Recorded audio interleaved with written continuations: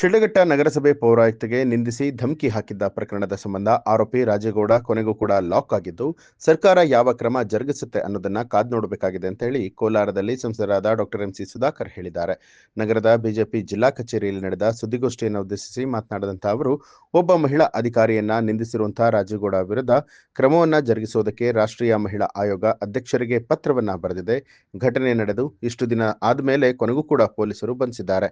ಆದರೆ ಈ ಬಗ್ಗೆ ಸರ್ಕಾರ ಏನು ಮಾಡುತ್ತೆ ನೋಡೋಣ ಅಂತ ಹೇಳಿ ಸಂಸದರಾದ ಡಾಕ್ಟರ್ ಎಂಸಿ ಸುಧಾಕರ್ ಹೇಳಿದ್ದಾರೆ. ನಾನು ಅಲ್ಲಿನ ರಾಷ್ಟ್ರೀಯ ಅಧ್ಯಕ್ಷರಿಗೆ ಬರೆದಿದ್ದೀನಿ ನಾನು.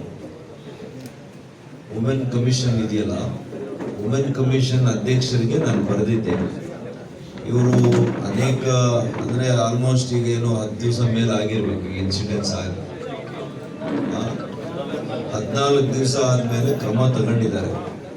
ನಾನು ಮೊದಲನೇ ದಿವಸನೇ ಹೇಳಿದೆ, ಯಾವ ಚುನಾಯಿತ ಪ್ರತಿನಿಧಿ ಕೂಡ ಅಥವಾ ರಾಜಕಾರಣಿ ನಾವು ಅಧಿಕಾರಿಗಳ ಜೊತೆ ಆಗಲಿ ಬೇರೆ ಯಾರ ಜೊತೆನೂ ಆಗಲಿ ನಾವು ಮಾತನಾಡುವಾಗ ನಮ್ಮ ನಾಲಿಗೆ ಮೇಲೆ ನಮಗೆ ಹಿಡಿತಾ ಇದೆ. ಯಾರನ್ನು ಯಾವ ರೀತಿ ನಾವು ಸಂಬೋಧಿಸ್ತೇವೆ ಅದರ ಬಗ್ಗೆ ನಮಗೆ ಪ್ರಜ್ಞೆ ಇರಬೇಕು.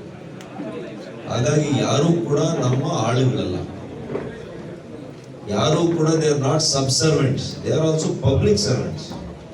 ನಾವು ಯಾವ ರೀತಿಯಲ್ಲಿ ಸಮಾಜ ಸೇವೆ ಮಾಡಕ್ ಬಂದಿದ್ದೀವಿ, ಅಧಿಕಾರಿಗಳು ಕೂಡ ಸಮಾಜಕ್ಕೆ ಕೆಲಸ ಮಾಡಕ್ಕೆ ಬಂದಿದ್ದಾರೆ.